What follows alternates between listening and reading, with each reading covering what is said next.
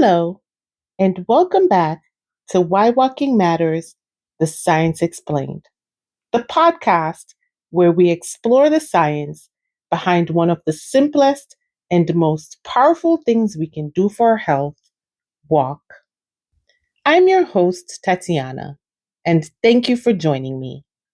Last week, we tackled an interesting question. Is it possible to walk too much? We looked at what happens when a healthy habit gets pushed too far, the warning signs your body may be sending, and how to find that sweet spot where walking supports your health rather than detract from it. Today's episode builds on that conversation because movement is only one part of the health equation. The other part is what we put on our plates. And if you've been listening to the podcast for a while, you may remember our nutrition series back in January, where we explored how food choices can affect energy, performance, and overall well being.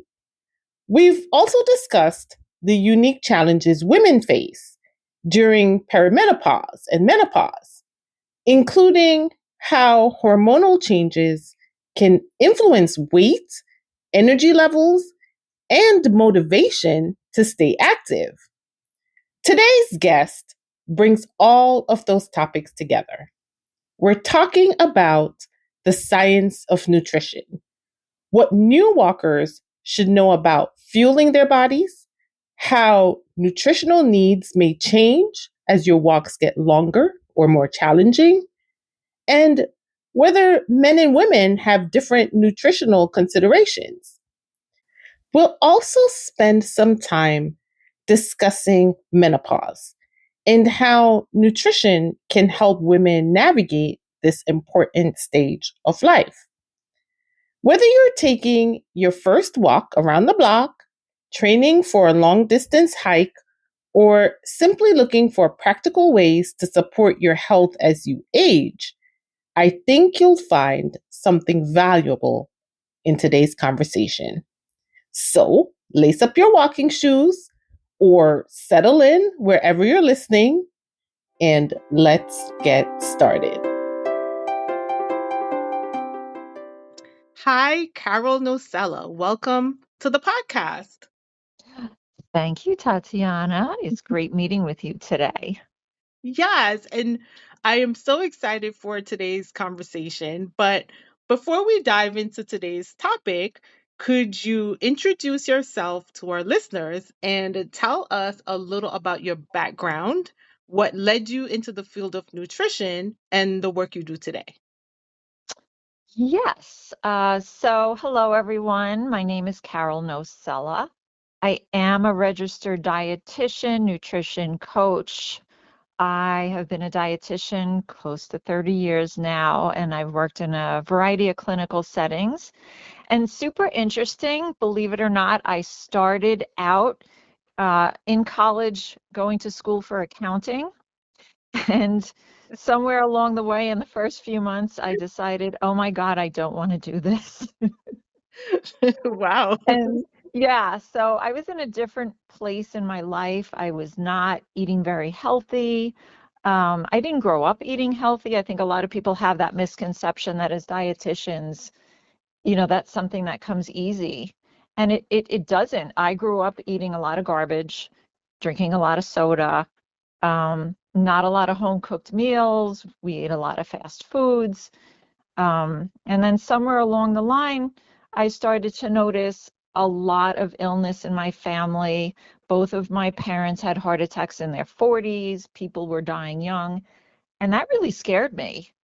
And it gave me kind of a pause to think, wow, what do I want my future to look like? Mm-hmm. And so at the time, I started going to the gym, I started reading about nutrition, and then started changing my life. And it's been a lifelong process because it's hard to make those changes. And I think that's another misconception is that people think, oh, you're a dietitian, it comes easy to you. Mhm. No, we are all on the struggle bus. So, there's really, I always tell clients when I work with them that these meetings are just as important for me as they are for you because they continually reinforce what we're all trying to do. And again, it's always not about perfection. It's just about trying to make better choices. Nobody's cookie cutter diet, so it has to just be based on your lifestyle and your preferences. So, Yeah, no, you know what? You're still every time I talk to you, you're always so interesting, like way beyond just like talking to a nutritionist. And oh, thank you're you. you're welcome. Your story really resonates with me, and I'm sure with a lot of people because it's so real, and honest, and I love that. For me, it was I grew up in Jamaica in the West Indies, Hmm. and I found that a lot of not just within my family, just generally in the population, there's a lot of diabetes. And it was Yeah. one of the things that as I, got older and started to like research for myself, I started to look at food. And, a lot of times diseases are generational, but you can break the cycle if you start looking at breaking uh the tradition, some of the traditional, Yes, yeah, ways that we cook and eat, like you were saying. So yeah, exactly. yeah, it's very, very interesting. Yes, for sure. And I'm sure a lot of people can relate to what you're saying. Yeah. So I know also that you are passionate about nutrition during menopause. So um before we get deep into walking and nutrition, what sparked your passion for helping women navigate perimenopause and menopause? Going through the hell of it myself. No, in all honesty, um, I'm going to be 60 years old next year.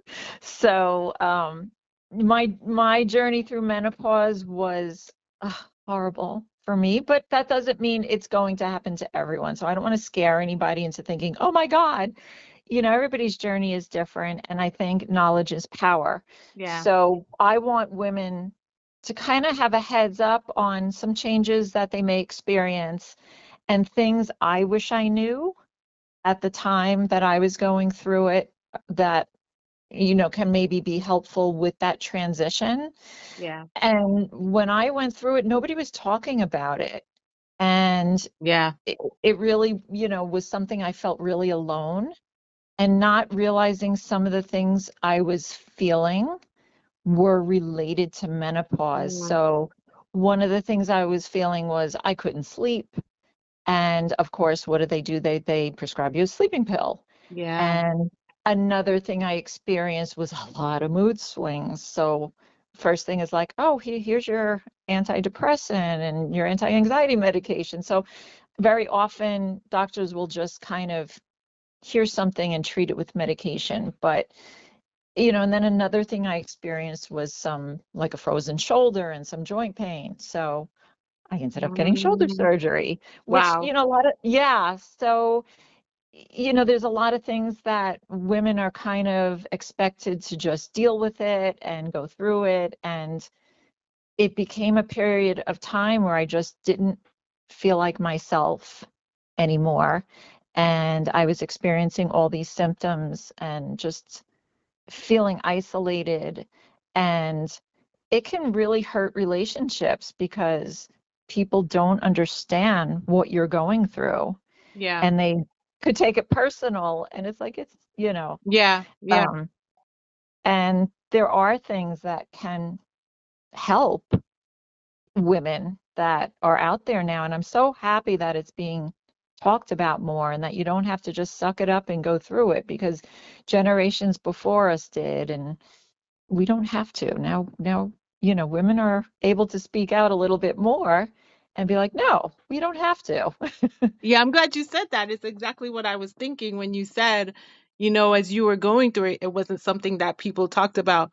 I think my generation in particular has been very chatty, and we've raised some chatty Yeah, kids, which is a exactly. good And thing. I'm so glad for that because I wish I had that because it can be a really lonely experience and something that you don't even know is happening to you. Yeah, And it can happen at different ages for different people. yeah, It's something that you just assume, oh, it's going to be no, it could start happening in your 30s, yeah, yeah. you know, And I when we think start to sometimes experience. doctors also don't have the answers or respond in the way that you hope they would.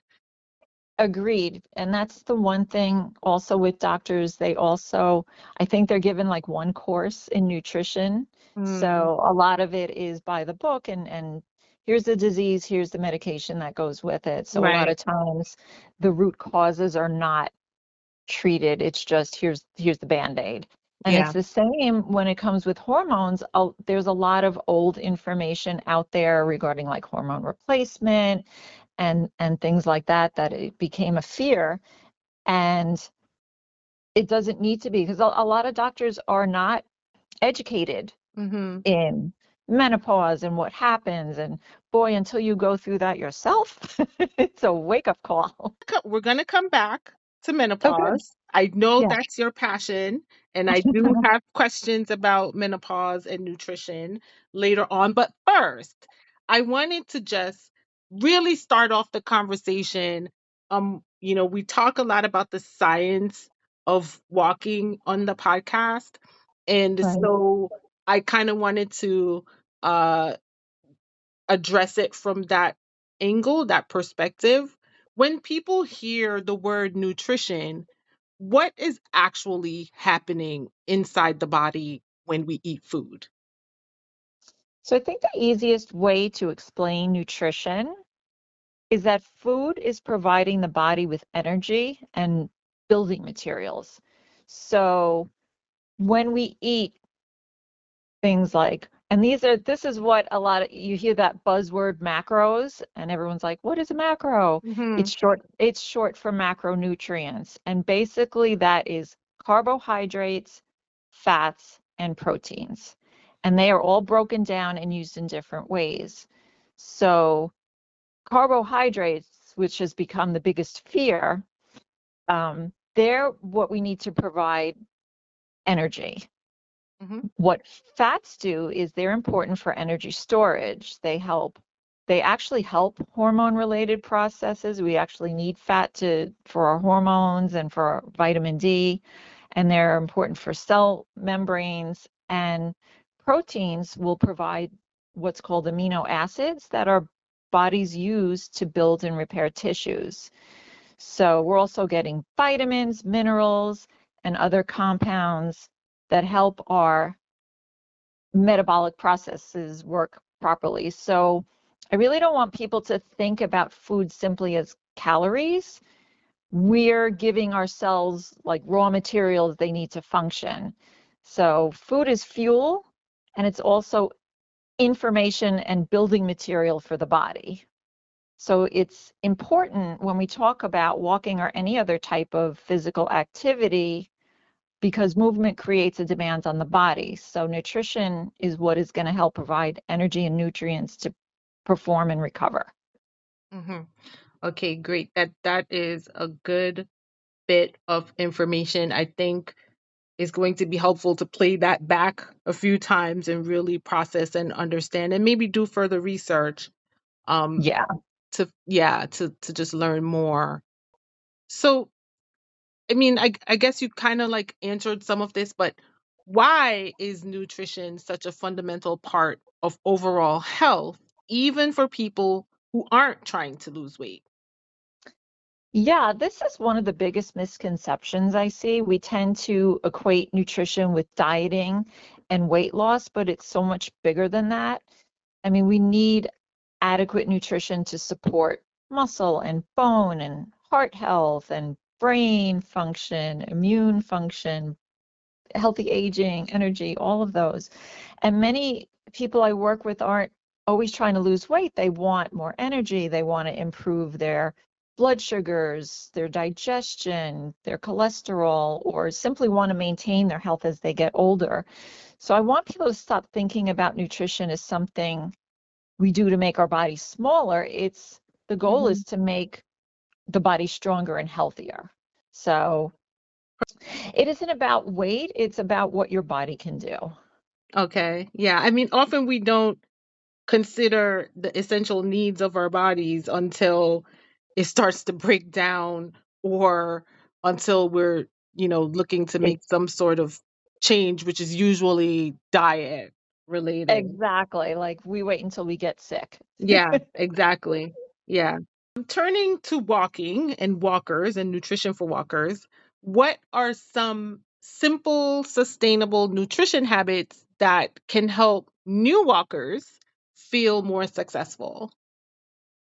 Yeah, I think I would just really simple. If someone is starting to walk, I don't want them thinking they suddenly need a special diet.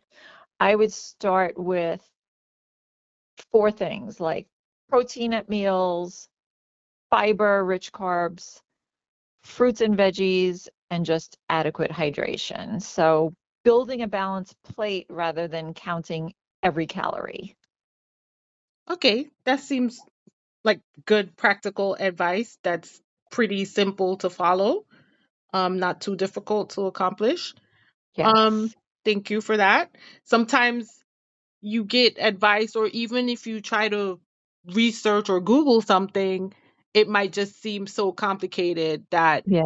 you can't follow through. There's so much food noise out there and Mm, so many different, keto and carnivore and so much information like plant-based, don't eat carbs. There's 100 different things out there. And I think we need to just focus back to the basics. hmm. Just a balanced plate. That's it. Just a balanced plate. We don't want to, overcomplicate it. It's almost like just using your common sense. Yeah, just old school. You Yeah, want a protein, add a veggie, just keep yeah, it simple. yeah. What about signs someone, let's say there's, someone's walking, they haven't walked in a long time. Are there signs that might indicate that they aren't eating enough to support their new activity level? Yeah, I think it's important because I see people do the opposite of what their bodies need. They start walking because they want to lose weight, and Mm-hmm. then at the same time, they can dramatically reduce their food intake. So some warning Mm, signs can be like feeling tired all the time, feeling weak or dizzy or irritable, or they may have poor sleep or just poor recovery. So if you're becoming weaker rather than stronger, it's something to pay attention mm-hmm. to. Mm-hmm. Okay. All right. That's a good one. And what about if someone is um progressing from like shorter walks to longer walks or to hiking? Do nutritional needs change then?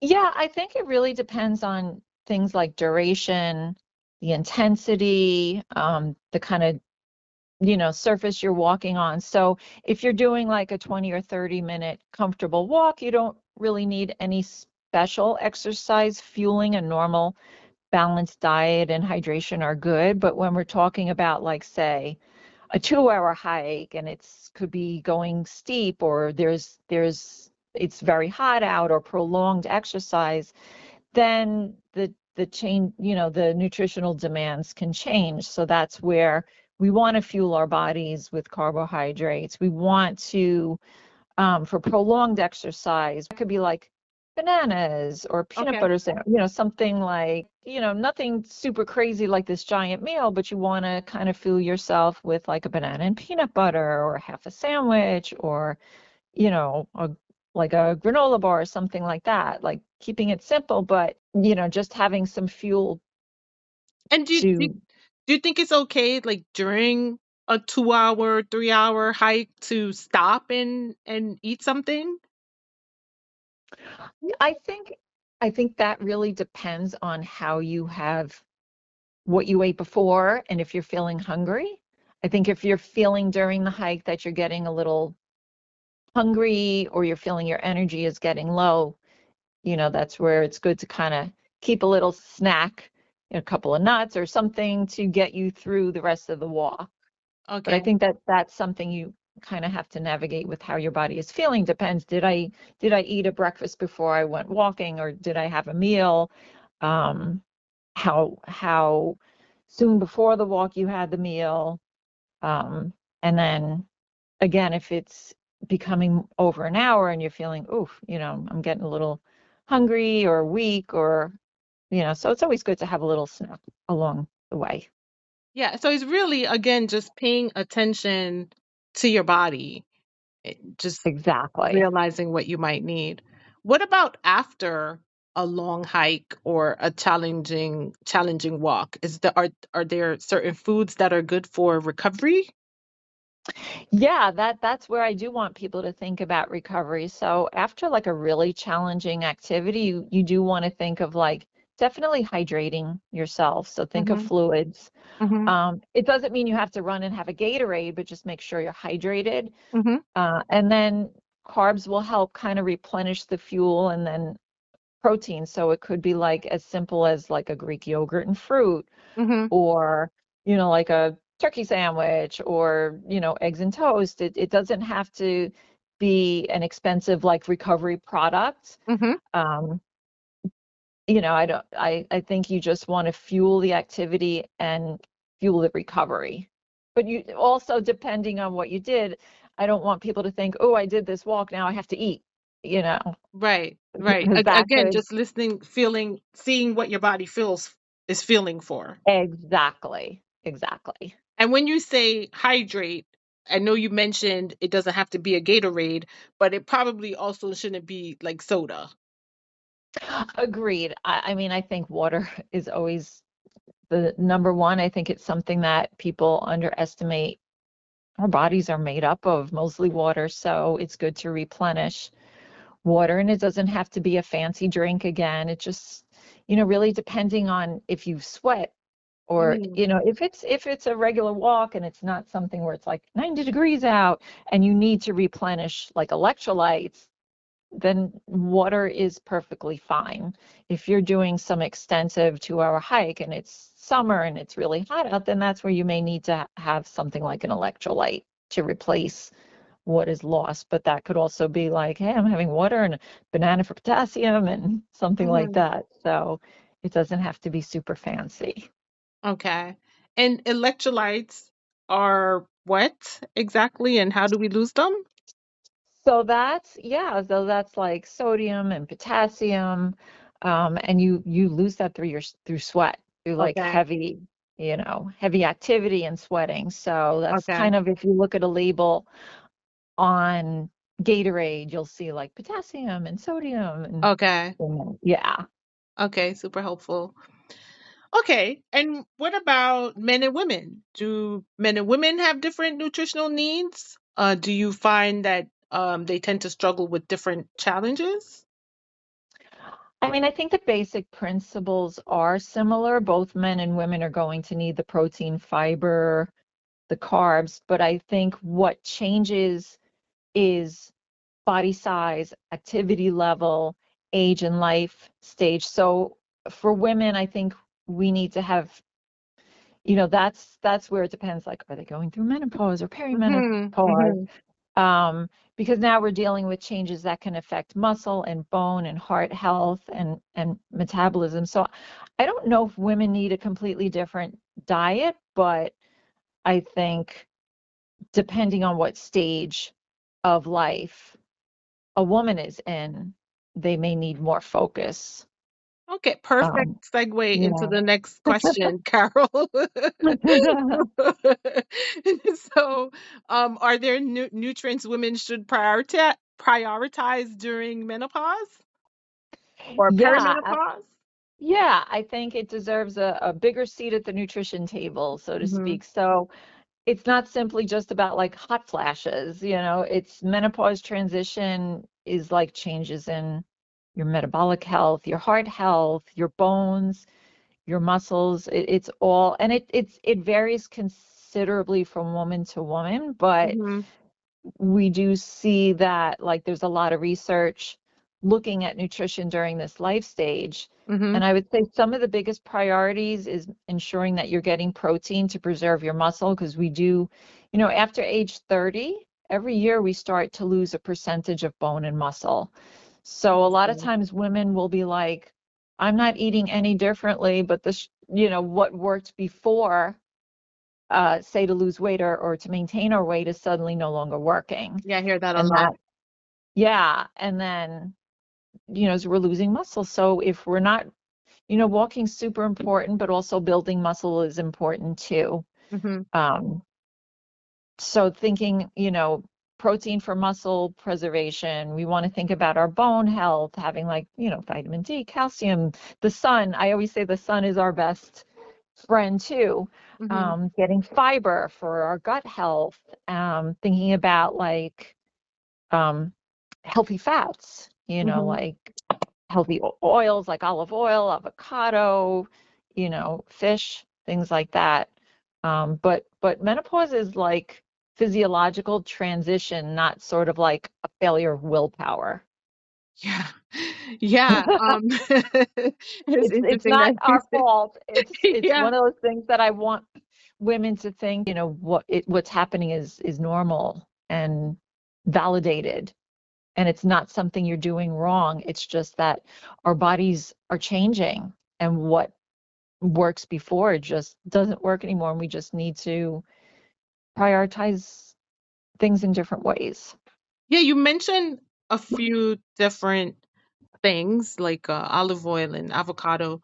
Can you pair specific foods with specific symptoms, like what might be good for hot flashes or sleep disturbances, mood changes, brain fog, or would you approach it in a general way and say just eat these kinds of food and expect that they should address menopause symptoms generally? Yeah, I mean, it's hard because there aren't like any specific. I don't want women to think that there's one food or a supplement that's going to cure all their like perimenopause or menopause symptoms. I think the research is more nuanced. So I think it's one piece of a bigger picture.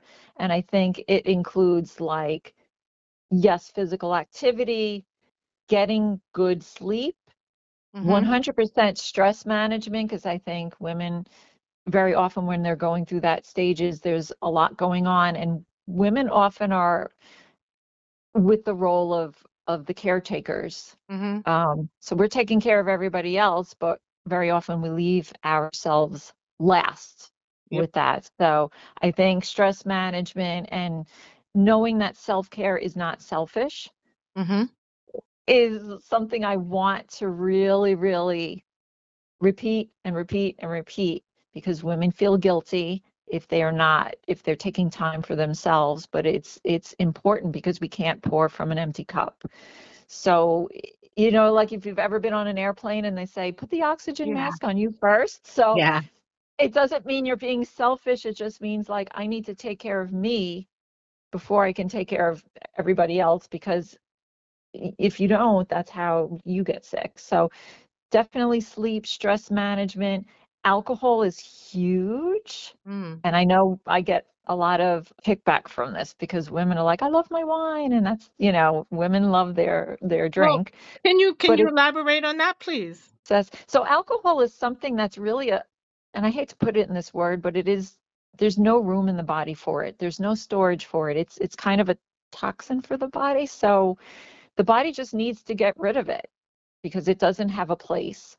Not to say you can't have it or you can't enjoy it, but just being mindful about alcohol. Mm-hmm. Um, and it can interfere with sleep. Like sometimes it's like, oh, but it helps me fall asleep. But very often you're waking up in the middle of the night. Mm-hmm. Um, and the same, I want to think about caffeine too. So many women I work with start their day off with that big cup of coffee and they're not eating breakfast with it. Mm-hmm. And it's important, we already wake up with a little bit of an elevated cortisol level, which is normal. It does have its purpose. It's not all bad. Cortisol has gotten this negative um, reputation, but we do need it to give ourselves, some energy in the morning. But then having like caffeine with it and not fueling our body can also just raise our cortisol levels. So being mindful of watching our caffeine, watching how late we're drinking caffeine, um, and it just like in general, overall diet quality. Um, we want balance. We want to start thinking about what we're putting in our bodies and um, being mindful of these marketing labels where, oh, this has high protein, we should eat it. And, if you were to put on a Snickers bar, high protein, I'm sure people will grab it because oh, it says high protein, I can Yeah, eat this Snickers bar. So be mindful of some marketing gimmicks out yeah, there. yeah. I think we want to really focus on whole foods and cleaner foods and with less processed and less ingredients. But it also doesn't mean it has to be complicated. It can be super simple. I think people are overcomplicating meals and I don't know what to cook and I don't know what to make. Just keep it simple. What's your Hmm. protein? What's your vegetable? Just super simple. Yeah, yeah. I appreciate your advice about the alcohol. I actually have found and can attest to the fact that as I age, I have much less tolerance for Yeah. alcohol. Um, there are times that I'm watching movies and the character is drinking a glass Hmm. of wine like every night, and I'm Hmm. thinking to myself, my body would not be able to handle that. I agree. And it's interesting with some people that that's a thing and they're like, oh, but because there's some information out there that like, oh, wine can be good, the grapes are good. And but again, in moderation. I'm not saying Yeah. to have Yeah. alcohol, but just be mindful. A lot of people are like, but I like a glass of wine with dinner, or it's my relaxation when I get home from work, and not to say it's bad, but just be mindful of how much, Right. how often, and kind of think, how is this affecting my body? Yeah. Yeah. You know? And Yeah. it's always good to kind of, I know some people, their New Year's resolutions are like a dry January. Yeah. Maybe try a week without alcohol and see if you feel any different. And then when you return to drinking, see, oh, wow, now I'm noticing. Because sometimes we don't even realize how it's affecting our bodies or what we're feeling. Until we stop. Yeah. Hmm. Okay. Thank you for that. So you Mhm. mentioned stress management, and I wonder if walking could be considered a form of stress management along with good nutrition to help support women during menopause. Oh God, I found it so amazing for stress management. Um, and it's such a simple thing to do.